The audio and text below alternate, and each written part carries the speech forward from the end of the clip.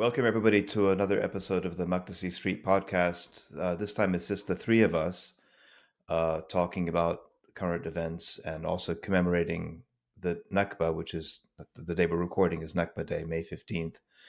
I want to remind our listeners, please, our audience, if you could please give us a 5-star rating on podcast apps if you're listening on that, or like and subscribe on YouTube, not for our vanity, but because it makes a difference to the way the algorithms on these platforms work to make the show more visible. So if you enjoy this series of conversations we're hosting, please try to support the show to keep it alive and visible to other people too.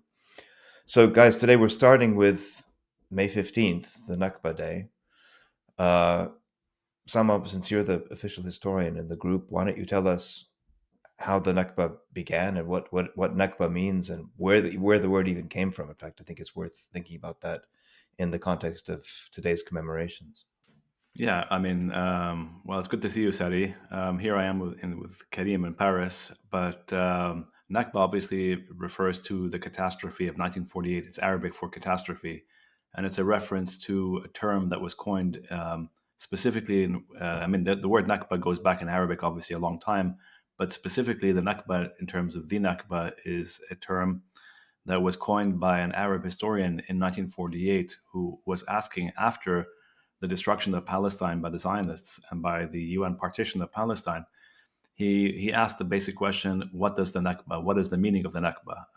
Ma'na Nakba, and he was trying to explain why and how it came to pass that the Arabs were defeated in Palestine and over Palestine in 1948, and what lessons should be drawn.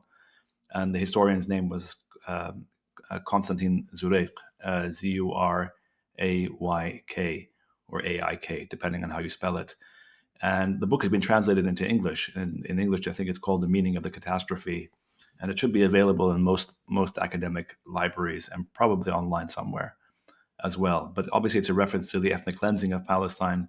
It's a reference to the destruction of Palestine. It's a reference to the erasure of Palestine.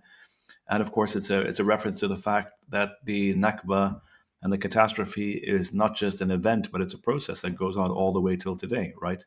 Despite Zionist denial, here we are in 2025, and Palestinians are still being ethnically cleansed, still being driven out of their homes and off their lands in the name of making way for the consolidation of of the state of Israel. Yeah, so in that sense, people have to remember that the Nakba wasn't just an event that took place in 1948. Plus, it's also very important to remember, just historically speaking, people often think, well, May 1948 is when this thing happened. And no, the process, not just the political background for the process began earlier, but the process of ethnic cleansing itself began much earlier in 1948, in January and February of that year. So in fact, by the time we get to May 1948, when the Zionist state declares independence, uh, it's not all over, but it's most of the damage has already been done.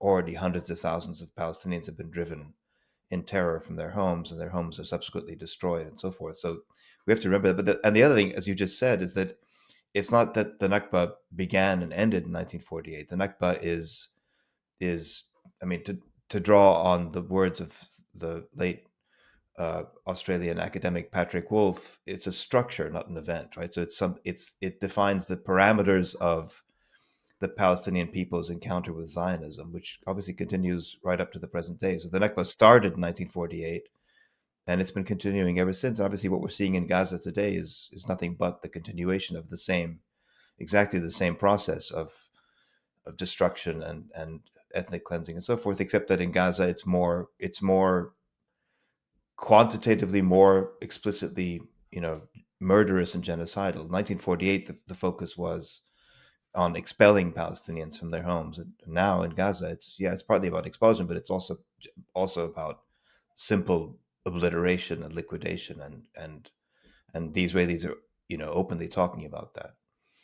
What's interesting, so let's think about the term. I mean, not just the term itself, but also the ways in which it's still difficult in certain circles in the West to talk about the Nakba, and also how the Israelis themselves, as far as I know, I mean, my sense of it is that the first time they acknowledged or started using the word Nakba was in the context of the catastrophe taking place in Gaza today and since 2023, right? So in other words, the first time they officially acknowledged the Nakba of 1948 is by saying there should be a continuation, or Well, I rather don't. that Gaza represents a second Nakba. That's what they kept saying. This is a Yeah, second Nakba, basically, right?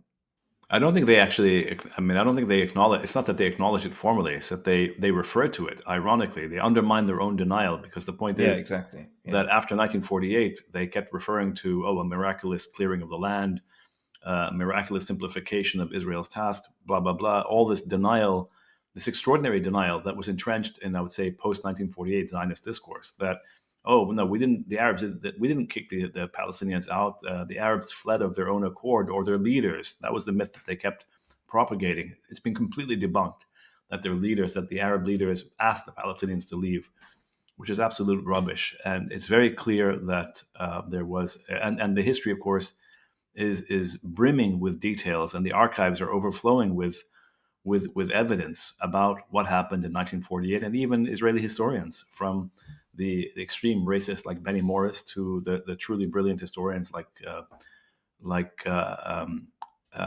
Pape and Abe Shleim, have all sort of and Nur documented, Masalha, don't forget.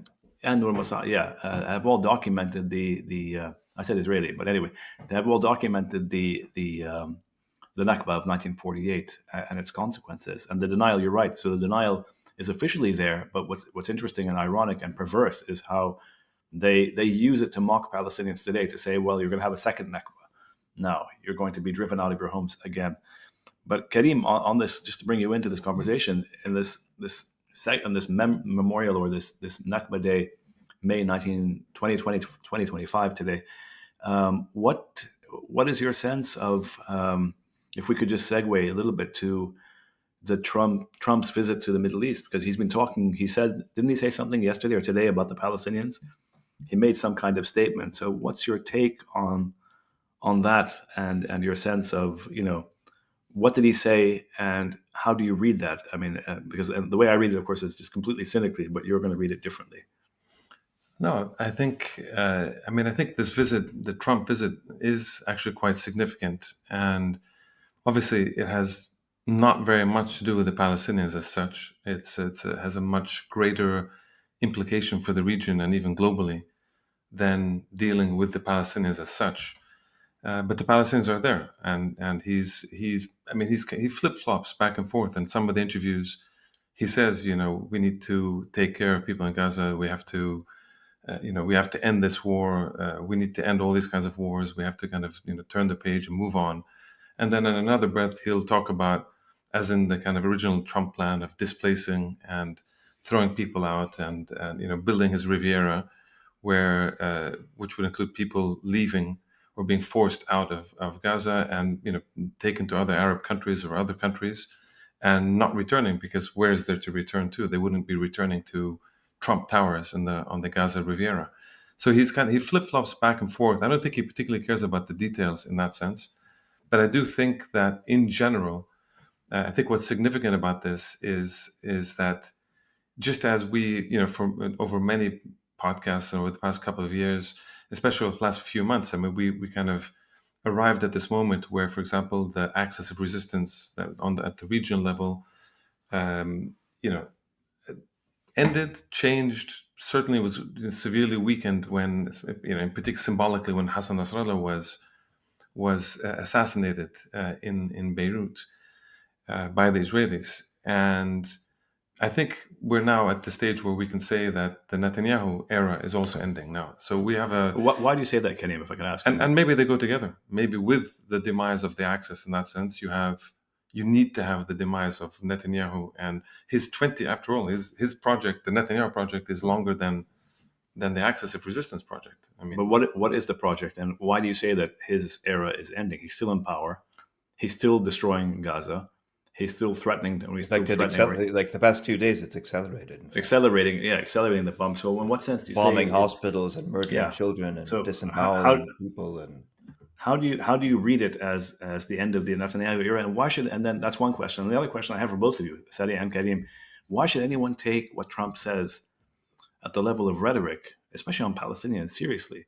I mean, he's just gaslighting. Why not? Well, Why not take it? maybe what we should do, Salman, maybe what we should do is maybe we should break Trump's visit down, or Trump's recent positions on the Middle East. Let's break them down into, let's say, even four parts, right? So there's Yemen, there's Iran, there's Palestine, and Syria, right? There's obviously the business dealings in the Gulf, but I think that's less interesting and more obvious, right?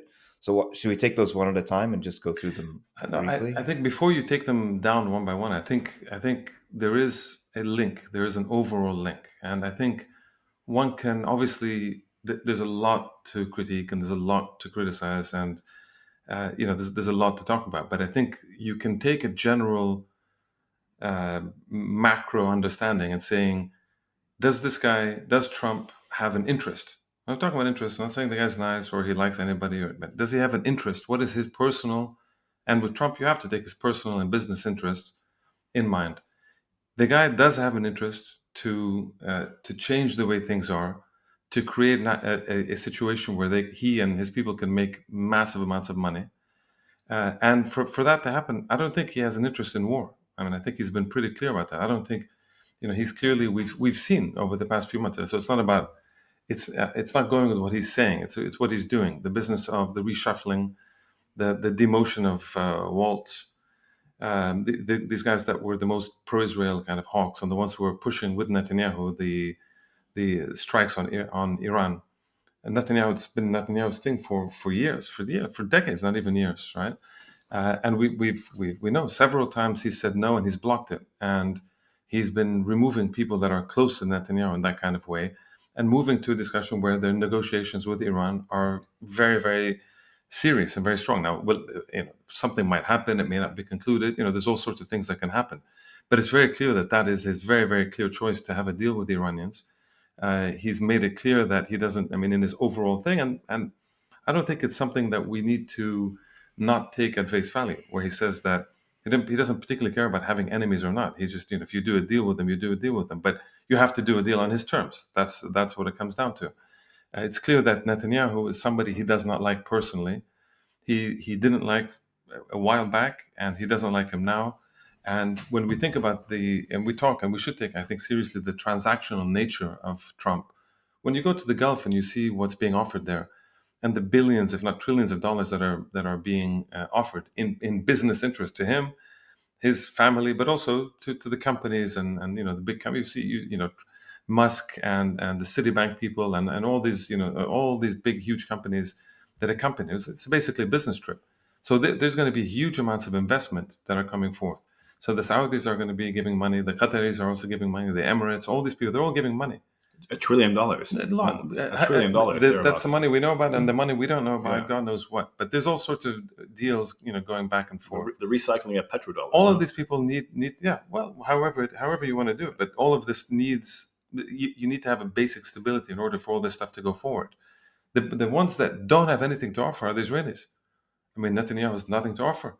It's only draining. I want more. It's not just nothing to offer in a positive sense. It's actually nothing but negative, right? No, it's negative. So we haven't reached the point of talking about people dying in Gaza. I'm just talking from the Trump view, from the top down kind of view. He looks at Netanyahu, and it's for them. They're not getting anything. They don't get deals. They don't get money. They don't get personal satisfaction. They don't particularly like them, frankly. So there's not really very much going on. Now we'll talk about AIPAC and the domestic. I think we're going to come to that, but I don't think in this very transactional era that we're in with Trump and his circles, I think it's fairly clear that he needs the kind of stability. He wants the kinds of agreements. He wants his Nobel Peace Prize. He wants to have all these things done so he can make a lot of money. And when he talks about Gaza and the Riviera I think he means it. I think he'd be very happy to do that. So, but what? I mean, sorry, maybe I'm missing something here. Why should we take? But that's aside from. Now we can get to the lives of Palestinians. That's a separate discussion. Not just the lives of Palestinians. The extraordinary insincerity, the extraordinary venality of, or venal, whatever. Sorry, what's the word? Venality or venalness? I don't know what the word is of Trump and his people, and the vulgarity of this entire. Why on earth should we say that this is a good thing? I don't Well, it's understand. not, I think that's to pick up on Karim's point. I think the first point is the fundamental difference between Trump and his predecessors in the White House is that I think he doesn't really seem to have ideological commitments one way or the other. His only commitment is to himself fundamentally. So things that make him look bigger or make him richer or boost his ego or whatever, those are the policies he'll pursue. As opposed to somebody like Biden, who had and Obama and the people before him, they had a personal commitment to supporting Zionism, and so Wait, but sorry, Trump's son-in-law is Jared Kushner. no, I You know, get it. But I so mean, the point is, we have to look at the pressures on him, the pressures and inducements. I mean, it comes down. It's kind of like it's a simple input-output exercise in a way. From the Gulf, there's as Karim just said, there's a fortune to be made, and including for him and his friends and associates and hangers-on and all the rest of it. Right? In Iran, potentially, if he can make a deal, there's a lot of money to be made. And this is how, and he thinks partly about deal making and making money for himself and his friends, and he thinks also partly about he's going to go. He would go in his own imagination. He would go down in history as the great president who made it all happen, and as got the Nobel Peace Prize and so on He and so would. forth. He will. He will get it. As opposed to no, his wait. predecessors who were Let's just not. who were Let's. just it. Yeah. So look, I'm not being. I think I think there's a lot to be cynical about with Trump, but let's face facts. The guy doesn't have ideological commitments other than to No, himself. but the guy It's has not an the guy. idea. He doesn't have principles that drive him. He has ego. That's what makes him different from other American presidents. He doesn't Yes, have except a commitment. no, for sure. No, I mean, I agree. He doesn't have a commitment, and the venality, or as I said, whatever it is, he's venal, and it's incredible. But how do you reconcile the massive crackdown on students? And We're going to come to that. We're going to come to that. we'll come Okay, to we're that. going to come to that. But my point is, that it's this guy it's a doesn't care. separate. They It's don't a care separate about issue. people. They don't care about rights. They don't care No, about of course, anything. of course, Who's of saying course, they he are? doesn't care about people. Of course, So he therefore, doesn't care about people. how is getting it? I guess I'm trying to ask is how, just for my own sake, educate me. How does getting $1 trillion out of the rich Gulf states, who are basically, buying all this American military equipment and everything else that they're doing, how on earth is that a good thing for No, anyone? I'm not saying it's not a question of good or bad. It's for Trump. You It's expecting good. good? I'm Do you not. expect I'm not. good? I'm not It's not. expecting. Do you It's expect not. good from It's not a politicians, question I'm of not from U.S. expecting good. presidents? What are you Therefore, expecting? precisely, I'm not. I don't expect good. So therefore, why are we looking at it as a positive thing? Do you want to end wars or not? He wants to make money and make deals and make big business and this kind of stuff, and having ideological zealots is an obstacle. Do That we he's want to end not. wars? Sari, the question is, do we want to? When someone Do we? good or bad? Of course we I don't do. know Does about. he want to end wars? I don't know. Yes, I think he does. It's not that he, because he's a nice guy. I think there's an interest. That's my point. I think within his own world, within his own paradigm, within the way he thinks, within his own interest, both in terms of wanting the ego of saying I'm the greatest person in the history of the world, etc., and for his business interests, as we can see, this whole thing about I think we should talk about it. The whole thing of the Qatari plane, etc. These are things that mean that you need to have the money flowing. You need to have a certain kind of stability. He's not making money off wars. Other people make money off wars. I don't think he particularly it maximizes his money and his profits through the war. I think he does it through real estate, through other kinds of deals. I think that's what he does. Not through war itself. So there is. I mean, I think that needs to be acknowledged. He does not have interest. When he thinks about Netanyahu, it's just somebody who's draining him, who wants him to go to war. He knows he's not stupid, and his people are not stupid. They know that if you go to war with Iran, you're going to get stuck in this kind of long attritional war. Yes, you can bomb Iran. Yes, you can hit this. Yes, you can hit that. But all it takes is one attack into Saudi Arabia, or one attack into near any of the American bases. 3 soldiers get killed, anything, and you can bring down a whole presidency like that. No, well, what is the point of that? I mean, How does he have an interest in that to protect the Israelis? In a way where even deep down, even the most pro-Israeli understand that It's finished. Do a deal with the Iranians. The Iranians don't want a nuclear weapon. They've never wanted a nuclear weapon anyway. How do you know? Because they've never it's been their position from day one. I guess they signed the deal with the Obama people a decade ago now. Yeah. This is, anyway, whether they do or don't want anyway, this is immaterial, because a nuclear deal that will come now, if it comes, is going to be one with massive inspection in ways that there will be nuclear energy, but no nuclear weapons. So forget the intent. I don't think they ever wanted it, but it's immaterial. Any deal that comes is going to be with massive inspections. It's going to stabilize the region. Remember, I always have to remind people that I think it was March of 2023. So before October 2023, where the Iranians and the Saudis signed a deal with the Chinese mediation, and they restored, they were restoring diplomatic situations and opening and basically opening dialogue and coming back to try to normalize the relations, and they were beginning to do that. And they've recently signed a deal as well, again as kind of secondary deal. So they've been wanting the Saudis for a while. They went through that kind of quite murderous phase and the Yemeni war and even the siege on Qatar. They went through all that phase. They understood it doesn't work. It failed at all. It failed very much in Yemen. They were more insecure than they ever were in terms of, we can even see with the Americans attacking the Houthis, even that doesn't work. So that's right on the Saudi border. That they don't want that. They don't need that. They realized they couldn't win that. The Emirates are the same. None of these guys could win that war in Yemen. You have you have the business of Iran. But okay, the war you can attack, in Yemen was waged nevertheless. And look what happened there. Trump just did a deal with them. They can't win. They did this massive blitz. What's the deal that he did?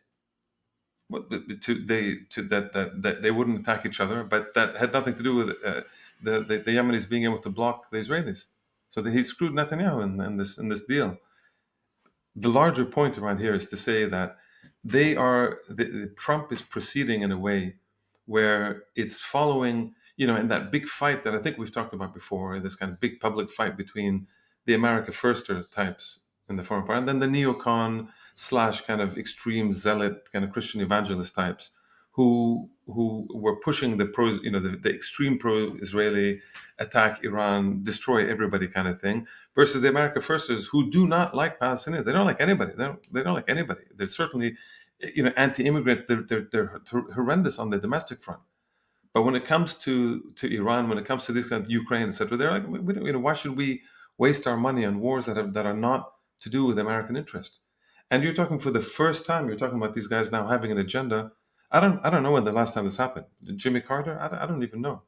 At some point, maybe in the back of the George Bush Senior, maybe a little bit. But this idea, certainly not over the past few decades, where you have a serious discussion that says that maybe Israeli interest is not exact American interest, that it's not one-to-one. This is the first time you're having this discussion.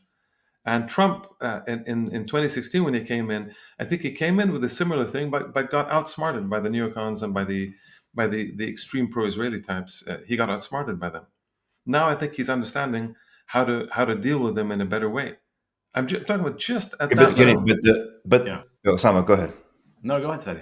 Make your point. Well, I was just going to say, it's clear he has something to gain from making deals with the Gulf and money and business and Iran and whatever, right? Yemen, the thing with Yemen is that he realized the U.S. spent $1 billion bombing Yemen and it wasn't having any effect other than killing people. But, and then it's like, well, this is a waste of money and time and energy. So let's just cut a deal with these guys and be done. So as you said, he cut Netanyahu loose in that deal, which is. But how do we know? How do we know what the specifics of the deal are? I mean, how did he said? Hang on. He said, "I don't trust anything." They both announced it. So yeah, go ahead. Of course, they don't trust. Of course, I don't trust. The proof is in the pudding. Exactly. Are they fighting or not? They stopped bombing Yemen. They stopped bombing. That's what counts. Okay. So that's. But the Yemenis have not lifted the blockade on the Israelis. And in fact, they fired a rocket the other day. So what's interesting is when it comes to Palestine, and this is what makes Palestine perhaps different from the other ones. In the case of those other places, there's money to be made. Theoretically, of course, there's money to be made for him in Palestine too. But I just think that there's a kind of residual Zionist, now also merged with Christian fundamentalists, so-called Christian. I don't think they're particularly Christian, but whatever. That sort of the evangelical fundamentalist people that he has around him too. He does have Zionists and neocons and whatnot surrounding him too. So I guess it's a matter of seeing the push and pull of these different forces. But the question, like again today, Trump said, or I think it was today, or maybe it was yesterday, Trump said that he envisions Gaza as a freedom zone. Like, well, whatever, who even knows what that means? Does that mean get rid of everybody and build, a Las Vegas on the Mediterranean? I don't know. I mean, he probably doesn't know. Nobody really knows what he means. But the question is, can we envisage a change in American policy on Palestine that's I doubt different it. from, I doubt it and anytime soon. But let's that's, see. yeah, Let's see. Karim, what do you think? I obviously, mean, in let's see. terms of, Kenny, I what do you mean, think about because, that? but the whole point is that, I mean, you guys are. It's as if you're being faintly optimistic No, I'm not about Trump. optimistic. Well, I mean, cautiously optimistic. How's that? About the idea that there's something called American interests, No, which, so I don't think he cares about American Union. I think he cares about himself. That's the point. okay, I but think previous presidents yes, were driven much more by a certain school of thought that's indoctrinated in the way in which the foreign policy people think. I mean, as we know, Washington, whether Democrats or Republicans, is a giant echo chamber, and there's a groupthink is extraordinary there. He bucks groupthink not because he has some grand ideological vision that's different, but because he fundamentally doesn't care about anything or anybody other than himself. That's what makes him different from Yeah, Obama he and goes Clinton. outside of. He goes outside. He'll go outside the box. Right? He's outside institutions. It, He doesn't operate within a bureaucratic or it's institutional all like framework. or Let ideological. Can alone he more ideological? no ideology, no institutions, It's no for bureaucracy. He him. It's doesn't like have to what's deal with in any this of for these. me and me and my associates, mostly me, whether financially or just in terms of ego. So that makes him a bit harder to predict than the kind of sort of standard issue American president who's driven by the Washington echo chamber groupthink, inside the in beltway. other words, are you suggesting that are you and Karim suggesting that, for example, um, APAC's influence and the influence of No, I think. Hold on, before we get to APAC, because okay, I really think that's a slightly separate discussion. okay, I just want to say it because you mentioned the Houthis, and I think it's interesting because you mentioned the Christian evangelists, and you're the one who knows more about evangelicals. You know more than I do, certainly. Mm. Someone like Mick Huckabee, who I think comes from that, is cut Mike from that. Huckabee. Oh my God, He, yeah, but even he, who's now the ambassador, right? Trump yeah, appointed him as ambassador. He said now when Trump did his bilateral deal with the Houthis, he gave his thing and he said, "This is Huckabee, and I'm quoting: the United States isn't required to get permission from Israel to make some type of arrangement that will get the Houthis from firing on our ships." Huckabee said in a clip from a full interview. So this idea that even Huckabee is defending what Trump is doing, which was to say he has no he choice. cut He's it. the Well, U.S. ambassador. What is he going to do? nonetheless, this guy. Come on, we've seen ambassadors, the kind of the American ambassador in Israel, undermine their foreign ministers and their presidents even. Really? Yes, I've certainly seen that. So Okay. this is the idea is that they are saying we're cutting a deal. This is about us. We're cutting a deal. We don't want the Houthis to attack us. We're tired of spending billions of dollars on it.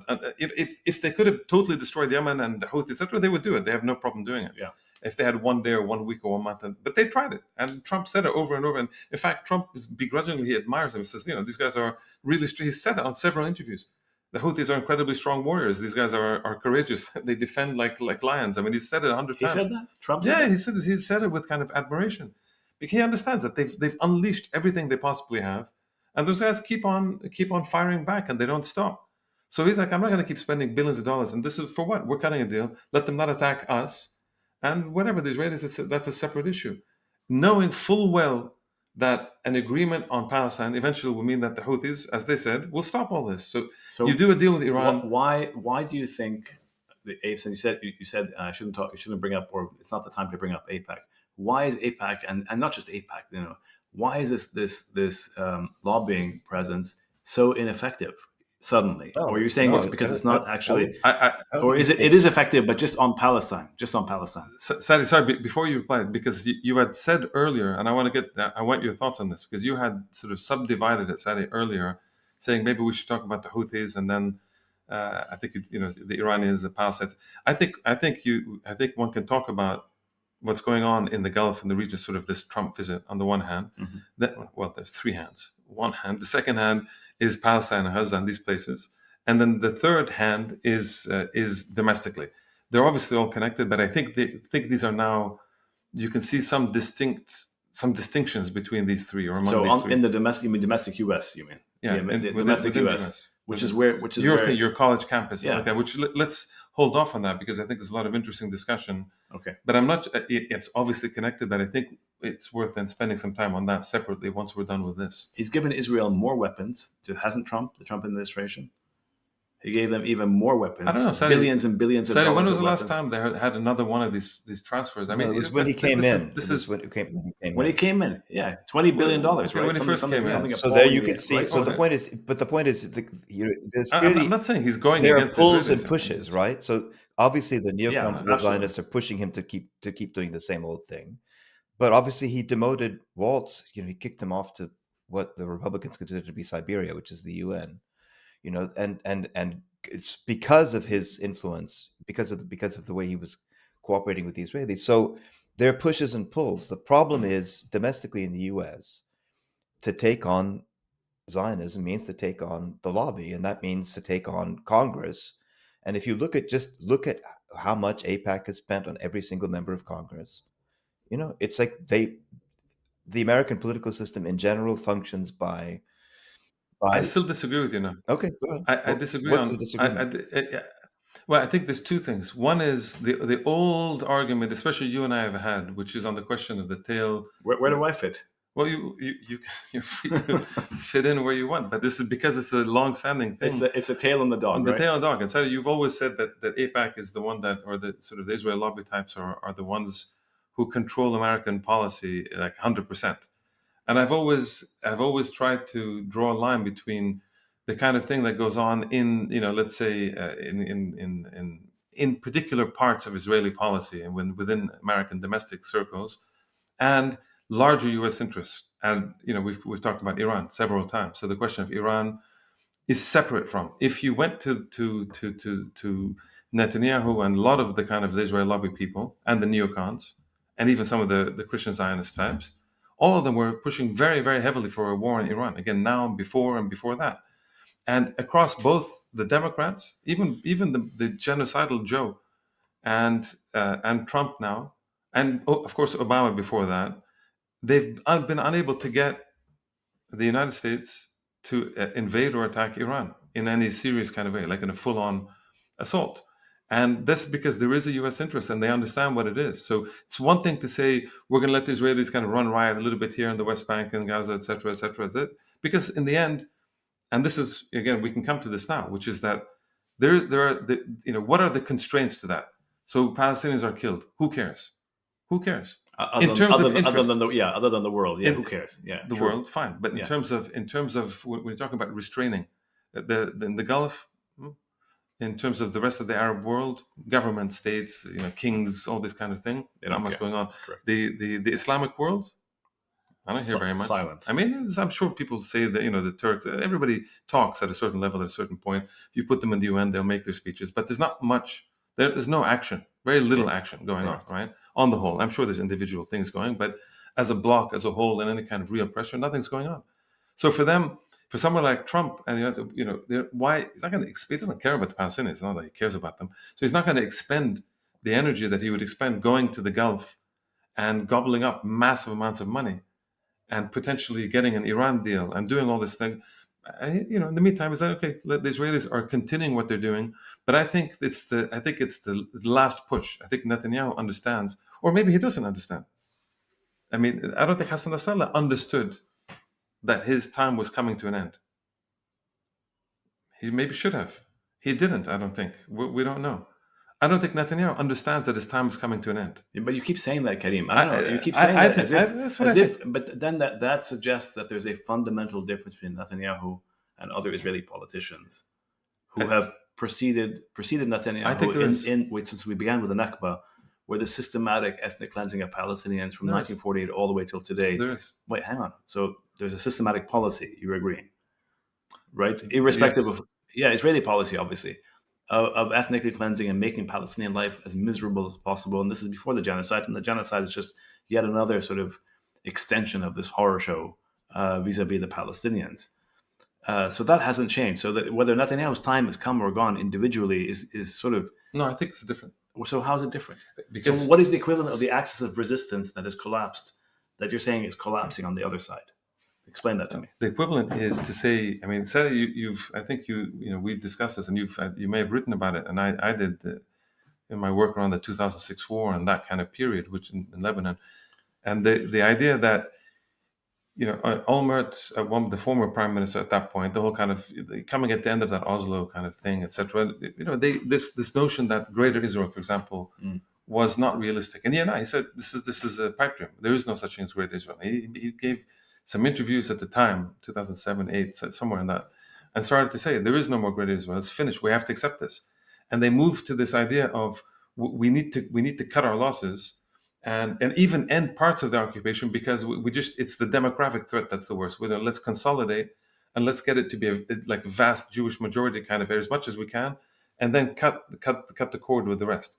So there was a kind of whether that was ever going to be successful or not, I don't know. But that's what they're doing now. It's exactly what they're doing now. They're driving Palestinians out of Gaza. They want to drive them out of the West Bank. They want to drive them out of Jerusalem. So the question is going to come: has this been successful? I think we've been arguing for a long time. Militarily speaking, even politically, a strategy is not killing people. Is not a strategy. So if the idea is ethnic cleansing because you want to maximize, the question is they still haven't been able. They keep saying they want to. Every 3 months we hear there's a government plan, an general plan, whatever, to come in and occupy all of Gaza, remove everybody occupied. And every time they try to go in there, they get hit here and there, and then they retreat, or somebody's threatened, or something happens. Yeah. No, they get killed. When Israeli soldiers set foot in Gaza, they get killed. I mean, bombing from the air is one thing, and entering on the ground, those are different things. There's a mass starvation campaign. Exactly. That's what. Even Trump came out and said, we don't want that. We want to stop that. We want a humanitarian. We want to make sure food gets in, when medical aid gets in. Yeah, but this is all because he just got $1 trillion from the Gulf. So this is a sop to the Gulf leaders who are saying, say something. So he's going to say, he said this one line, he's going to move on. I don't know why you guys are so optimistic today. I think personally think don't misread this as optimism. Please. It's not optimism. Yeah, it's certainly not. Or you're giving Trump benefit of the doubt. No, basically. Absolutely not. We're just saying the guy operates on a different way than previous presidents. Describing what he's doing. Simply describing what he's doing. He's come out. Have previous presidents not struck deals amounting to hundreds of billions of dollars of U.S. weapons manufacturing being bought by Persian Gulf or Arab? Yeah, of course. Arab states. I think he so is. In what sense? In what sense is it different? Other than the whole thing of the Qatar plane, the 747, this kind of whole solution.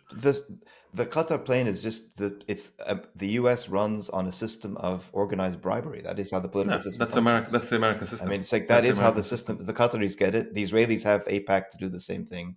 It's the same thing. But now, by the way, the AIPAC people are on tune now, getting all their people to kind of pipe out about Qatar is Hamas and it's terrorists and they're supporting. So of course they're on a payroll too. That's the AIPAC messaging. Yes, but they're on a payroll, right? All those people in Congress are on the payroll, and you could just look up. You can see how much each one gets paid. It's a lot of money. Kamala Harris, I saw the other day, it's like $9 million she's paid from AIPAC. That's a lot of money.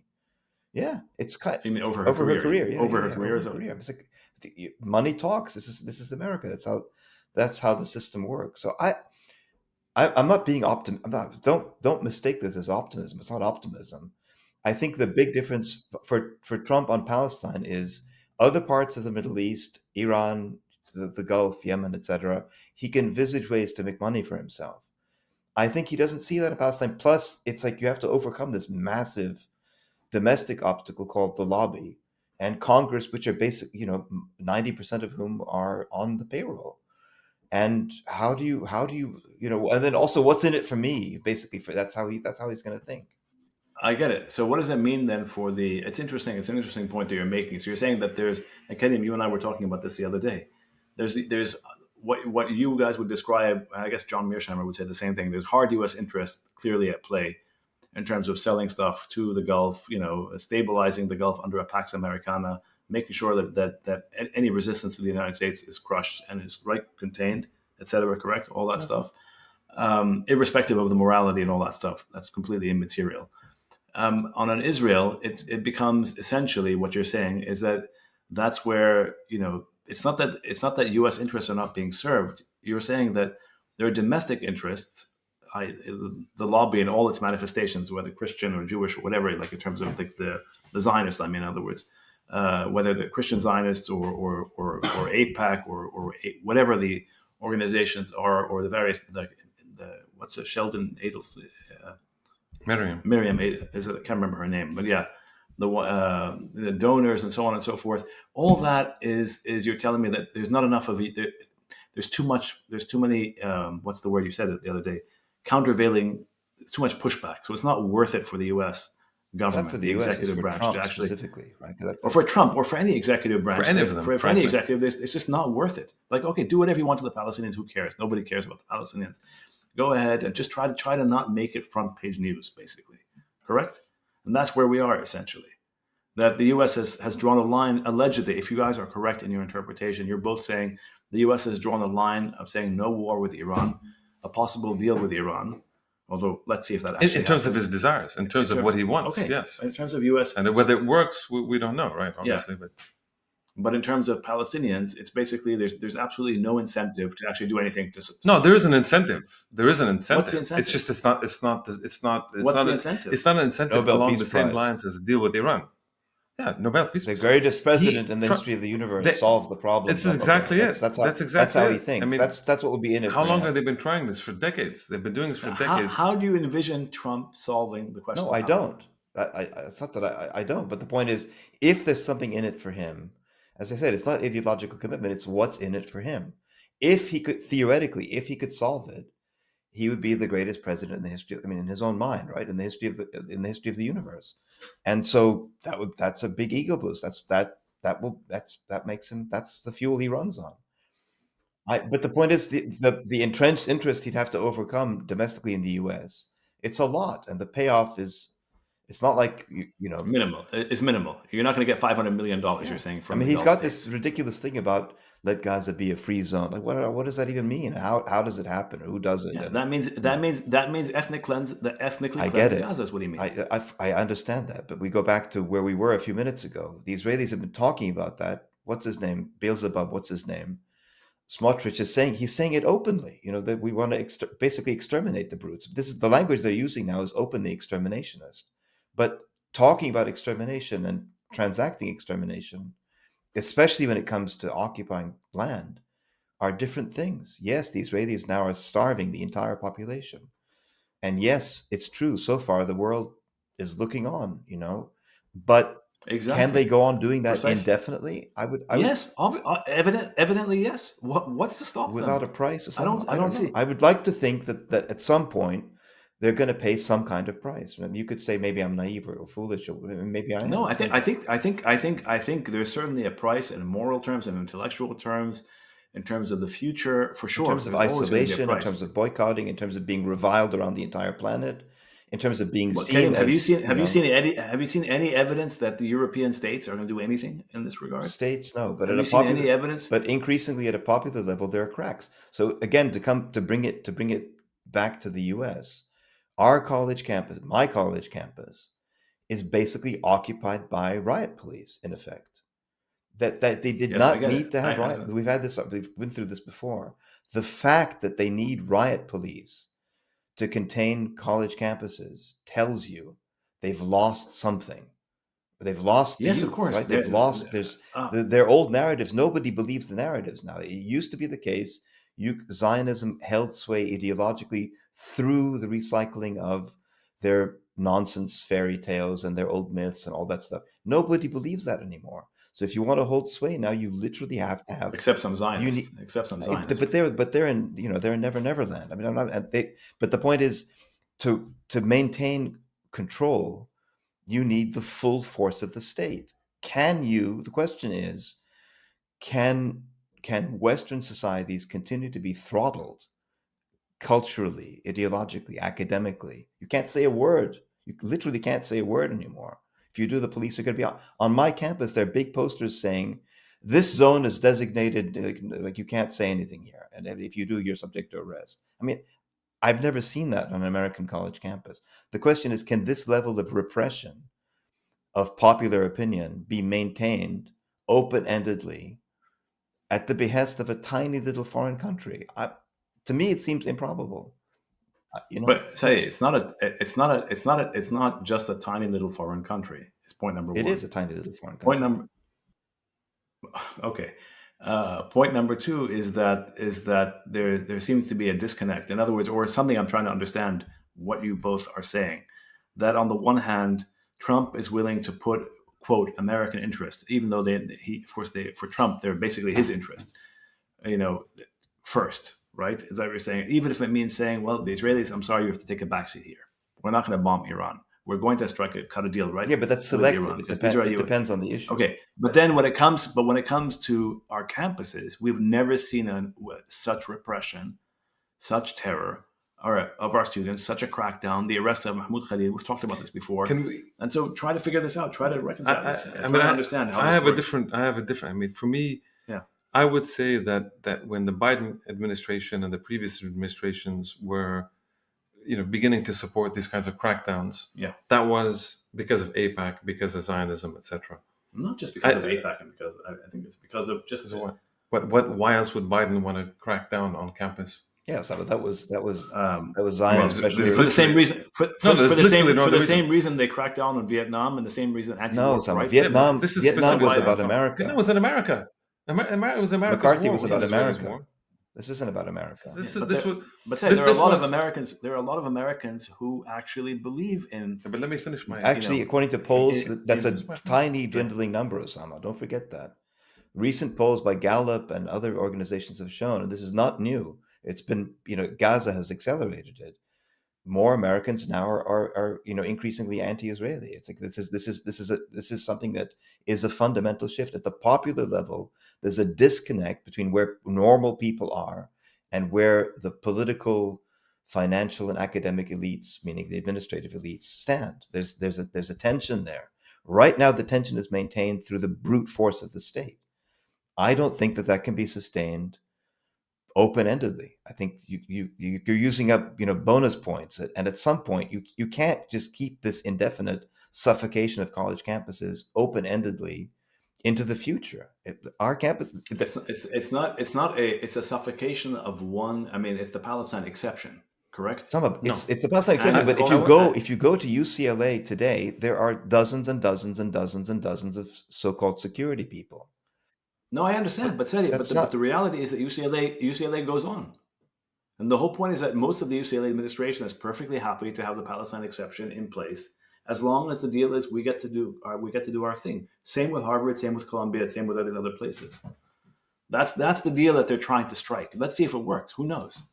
I don't think. That where we are? It's not just. By the way, it's not just campuses. It's also media. It's film. It's cultural expression. It's music. It's the whole realm of culture, cultural expression, cultural thought, right? And but they're also, of course, going after DEI. They're also going after transgender. They're doing all this stuff. That's now we're seeing this kind of this cocktail of American sort of right wing, reactionary stuff and Zionism. That's this brew that's been brought together, and again, Trump has enabled that. And where this goes from here, I don't know. I mean, who knows where we're going to go? Kareem, what were you saying? Go ahead. No, I was to go back to the point that I was trying to make before the Makdisi brothers interrupted.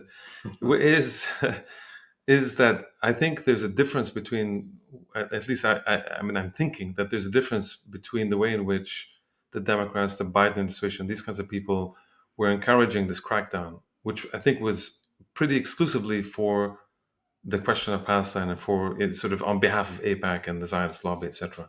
Let me just finish this sentence.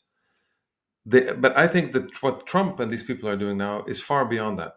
So they're using Palestine. Oh, for sure. It's reversed. We talk about the dog and the tail. It's reversed. They're using AIPAC and the Israelis and all this kind of thing to break these elite universities that they hate, just as they are breaking the State Department and the Health Department and the Education Department.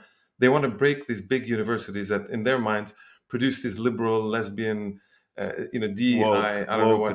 So it's woke, all the way beyond. So they're happy to use, but they don't give a flying toss about Palestinians or pro-Palestine or anything. They don't care. They throw them all in jail.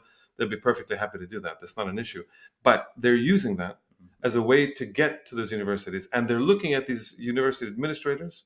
And this is how I see it from afar.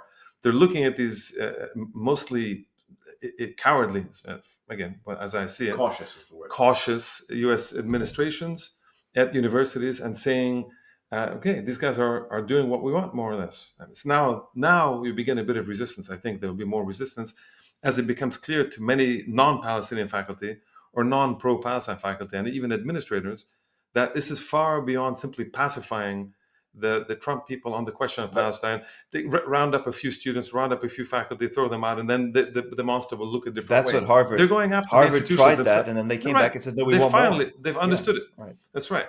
So and they saw it, and everybody understands that Colombia has been destroyed, reputationally, otherwise, and they don't want to become like Colombia in that sense.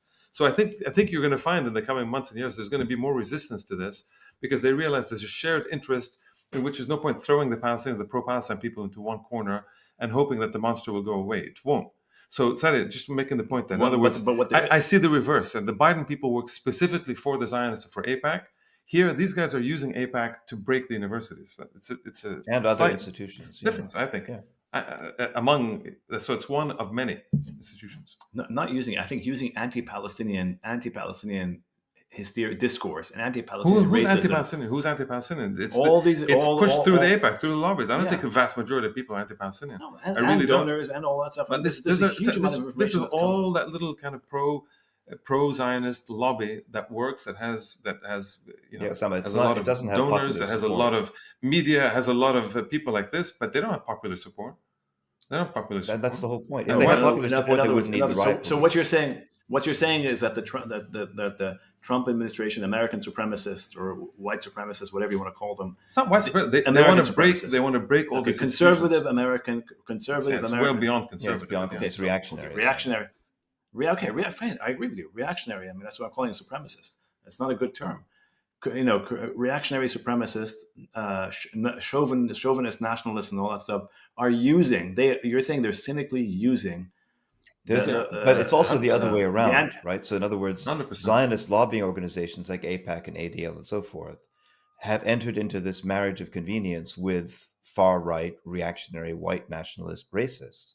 So we who, by the way, among other things, are also anti-Jewish. I mean, anti-Semitic. Yes. In the proper So you go to sense, my original point, Sari. which is So this my is a very original point is unstable alliance, precisely- right? So that's my original point. So that's the phase of Netanyahu. That's what Netanyahu brought, because he's American in many ways. He sounds like an American. He understands America. He knows how to talk to American politicians. He's media savvy. He really knows America inside out, and he says it. And he's not, how many of these things have been leaked where he says, I control America, etc. No, he does. Yeah, he does. He literally said it. He was on tape.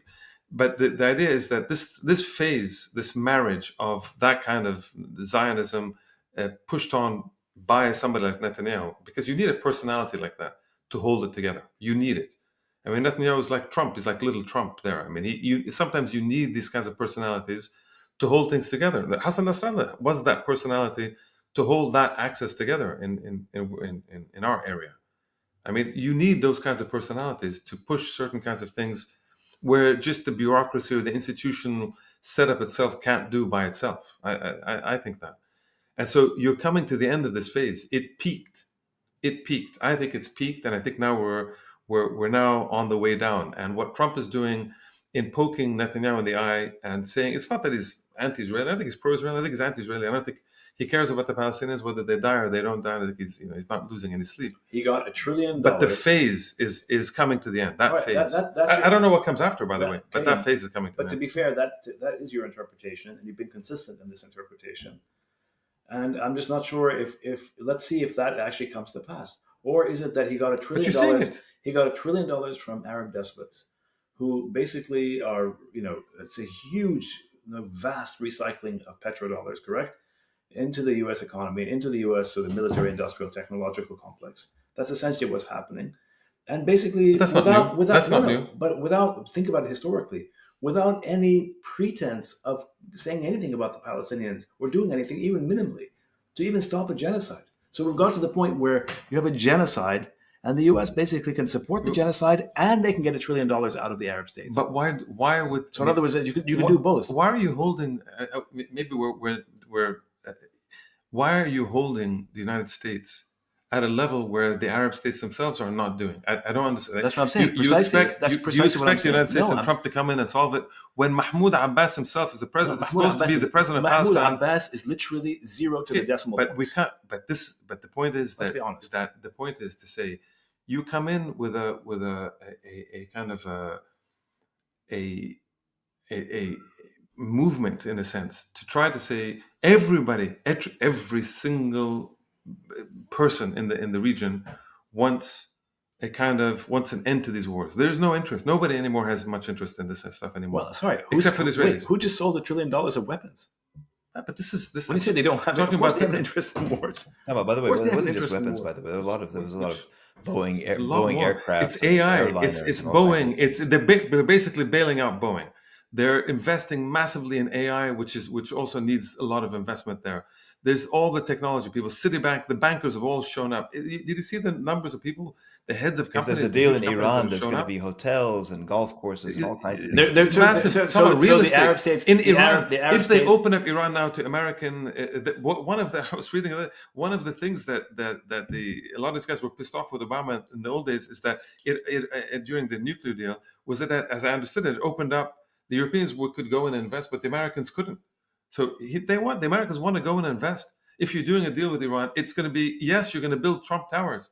Yes, I'm going to own these things. Yes, I want to build up in Syria now. He just lifted the sanctions. It's huge. We didn't talk about it maybe another time, but the lifting of sanctions. Did they actually lift the sanctions? Well, I don't know. I mean, he declared it. I have no idea, but he declared it. The point is, it's setting the stage anyway. I thought sanctions are congressional. Or am I wrong? But, no, there's executive as well. So the idea is that anyway. The point is, he's broke the idea that okay now. We're going to, he met the guy, right? Yes, as Macron. But the guy said nothing about his own occupied Syrian lands. No, that will be. He said he's willing to go along. He said he's willing to go along and to make peace. That'll be. But interestingly, sorry, just to end on this point, I think it is interesting. If you heard what Netanyahu said when he met with Jolani, or when his comment afterwards, Trump, you mean? Not Netanyahu. He said, "Yes, Trump, Trump exactly." When he met with Jolani, he gave his thing. He said, yeah, we want Syria to become great again. I don't know, something along these lines. And yeah, eventually somebody asked him, he said, yeah, eventually, of course, we want them to have peace with the neighbors, but they have to fix up their country first. They have a long way to go. They have to fix up the country. Then we can talk about that. I mean, he's not even giving the Israelis that. I mean, when we were talking about this, when he was coming in that peak time, we were saying the guy's going to come in, even in Lebanon, he's going to come in and force a normalization agreement today with Lebanon, with Syria, or else no sanctions removed, or else no this, no that. Now he's coming in saying, I'm lifting sanctions. And by the way, yeah, I'd like you to normalize, but no rush. You do it when you have the time. Let's when make you fix money up your in the country. meantime. Let's make money. I want to open it up. I want to make money. And you know what? You normalize, you don't normalize. It's no longer my priority. What is that telling you about that? Now this may change. You guys today. I don't know. You guys are today vastly more realistic. Because in the meantime, I didn't say optimistic. I didn't say optimistic. People are being butchered in Gaza. People are being This doesn't change the situation in Gaza. There's still being children, whole families are still being extirpated. People are starving. Yeah, but I guess my point is that what we see historically is that in the past, during the Cold War, after the Nakba, since we began with the Nakba, the U.S. had a policy typically for decades and decades of trying to pretend to be, quote, an honest broker and trying to at least make pretense of trying to deal with the Palestinian question in some way or another. Since when? When is the last time we talked about it? No, but after 48. After what, all the way through the Cold War, right? And then... Yeah, but that was bullshit, Osama. Hang on. No, hang on. There was two, because they understood that there was actually, there was Arab resistance to the idea of Israel. I mean, it wasn't just bullshit. I mean, there were wars fought. No, they were being an honest 56, broker. 73. That they were being an honest broker. No, of course that was bullshit. But the point is, they still had to invest in all this sort of myth making about their own role and their own thing. And they did have a genuine sort of split, you could say, between having sort of a pro sort of oil policy in the region and a pro-Israel policy, which was mostly domestically driven. Correct? That's the way they did it for decades and decades and decades. When the Arab states collapsed, the Arab sort of third world sort of nationalist anti-colonial resistance era ended in 1982, basically, and after 1982, and then of course with Saddam's invasion of Kuwait, basically all that collapsed, and you've had now sort of a complete sort of coincidence of interest. The U.S. doesn't have to bother anymore with the Palestinians. Not only that, you can have a genocide in the Arab states do almost nothing. Other than to stop Yemen, the genocide, except correct? for Yemen. Correct? Other than Yemen, and it's not the state. Karim, am I wrong about this? Tell me. I mean, Lebanon tried. Okay, Lebanon as a for what state. it's I'm talking about states. Like Lebanon is barely a functioning state, and Yemen is what Yemen is in terms of the people have resisted for sure in Yemen. At a huge cost, and in Lebanon as well. At least a significant huge portion. cost At a huge cost in Lebanon and in Yemen, yes. But the Arab states and the powerful Arab states have done absolutely nothing. And so now Trump can come along, just like Biden and Obama and all these other people, just in a more vulgar and explicit fashion, and say, I want all this stuff. You guys are going to buy all our stuff. You're going to recycle your petrodollars the way you did in the past. And we don't give a shit about Palestinians. You can do whatever you want. Who's saying that? I don't understand. I mean, that's essentially what's happening. Who's saying that? Yeah, I mean the situation in Gaza. No, but who you're saying they're saying that the U.S. doesn't for the last they don't even Some of the U.S. never cared about Palestinians. That's not a new thing. I mean, I'm saying they used to have to pretend to care. They don't even care. Pretend to care. Not have the pretense. Compare 1982. Honestly, I'd really rather not have the pretense.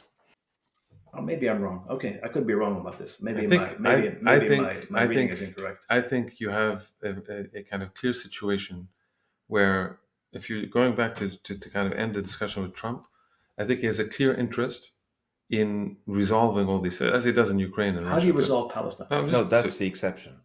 At the very least, okay. ending I don't think he supports genocide in the way that Biden did.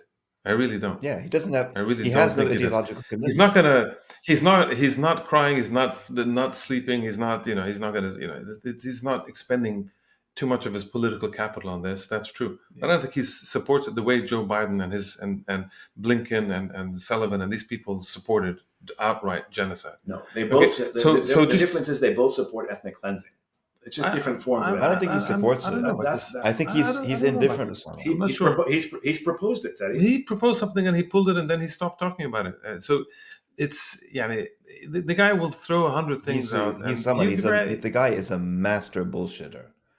In the technical sense, it doesn't have. If you end up reconstructing Gaza and you end up with a Trump Tower on the Gaza thing, he's not going to say no. Yeah, he doesn't like. Most of what he says doesn't necessarily mean anything. It certainly doesn't have any. I don't think he's pro-ethnic cleansing. I don't think he's pro. He doesn't have. In the end, that's if the it point. happens, it happens. He doesn't have an ideological commitment the way other U.S. presidents. Ideological or institutional commitment, the way other U.S. presidents have had. Going back, whether he's much closer to say MBS.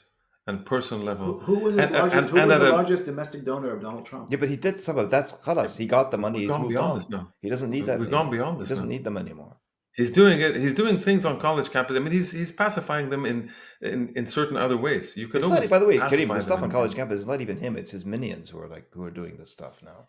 His minions, whatever. But I mean, the point is the point is. I don't think in the Gulf, you're getting billions and billions and billions. And Adelson gave a couple $100 million in the total. What are we talking about? We're talking about if you open up Iran, the market to Iran, if you're opening up the whole Gulf, if you open up Syria reconstruction, if you open up all this, you know how much money we're talking about?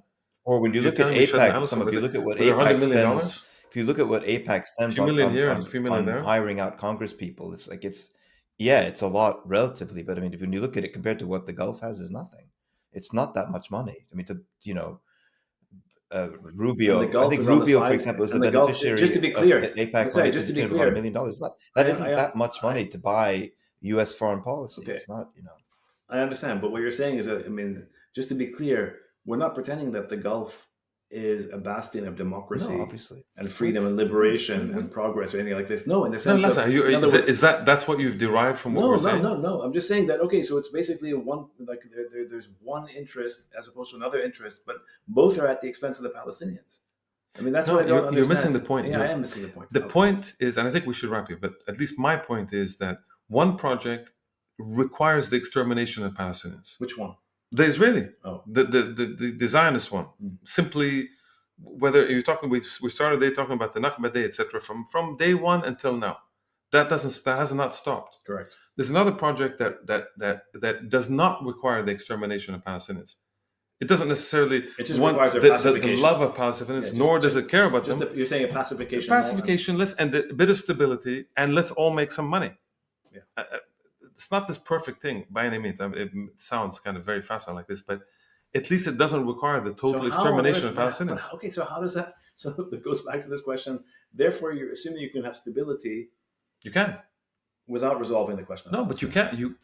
Part of the stability. So if you have a regional agreement, if you have a Saudi-Iranian agreement, and you have an Iranian-American kind of nuclear agreement, and the Yemenis are kind of resolving themselves, and the Syrian thing could be. I'm not saying it's going to, but let's say this is the idea. This is the kind of movement. You start to have a bit of reconstruction, a bit of movement. Refugees start going back from Lebanon and other places into Syria. You have some of this movement that's taking place. There'll be a lot of money and a lot of things going on at the same time. Part of this requires, and the Saudis understand this, requires that there be a basic stability where the Palestinians can say, okay, yes, I call it two-state, call it what you want, something which at least there's no genocide taking place, no active genocide, no active ethnic cleansing taking place on the West Bank. I think I think this is somewhat. Also, I think this is Karim's possibility. Point. At least the possibility is there. The fundamental point, one of the points Karim is making when he says that the age of Netanyahu is coming to an end, and he's not the only one saying it. We've had guests on this show, including Ilan and Avi and other people who've said Zionism is in its terminal phase right now. It's because there's a big difference between that and what Karim said. No, Karim's talking about Netanyahu specifically, right? But it's the era, there's a relationship what it represents. The point is, if you think about what's being pushed now in our region, it's this deal-making money. I mean, I'm not endorsing. By the way, none of us are endorsing this. We're just observing what's happening. But the point is that there's this kind of deal-making thing, and let's make peace and money and business and investments and all this stuff.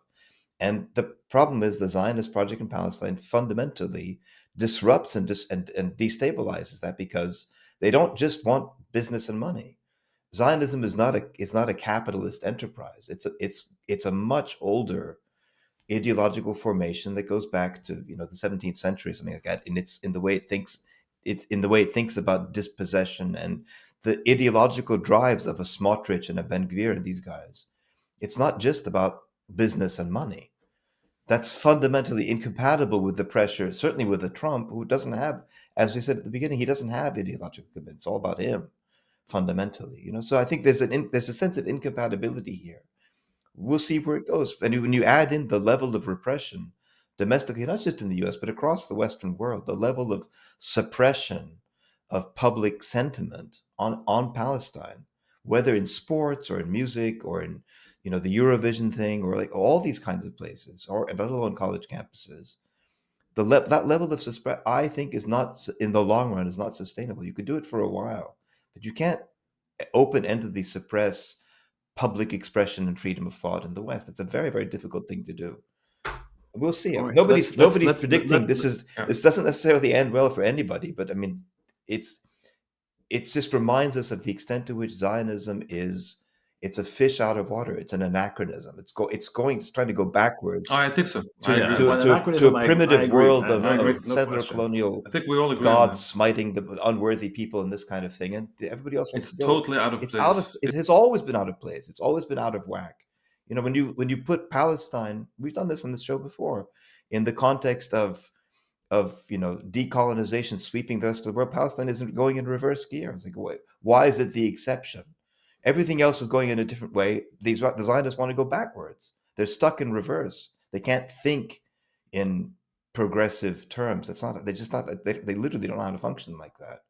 And so they're a thorn in everybody's side, not just the Palestinian people's side above all, but everybody else's side too. So I don't know. I mean, let's see where we go from here, obviously. And again, just to reiterate, we're not endorsing what's happening. We're just talking about where the trends are. No, for sure. I totally understand. Yeah. But I think we should end today just by recalling what's happened, the catastrophe, the unspeakable catastrophe unfolding in Gaza, with the starvation now of 2 million people. Still unfolding in Gaza. It's getting worse in the sense that they haven't cut off food supplies to this extent. It's 2 months now. People, not an ounce of bread has entered Gaza. No medicine, no water, no fuel. It's what we're witnessing is incredible. I can't live in a world where the Israelis do this and get away scot-free. I can't imagine that there's no price for them to pay. I just can't imagine. I would refuse to imagine such a world. No, I think there is a price. It's just the question is when. I think the price is coming. The question is when. On that note, We should end it here. we should end it here. It's good to see you, and we'll be back soon, right? Yes. All right, guys, take care. Bye. Bye.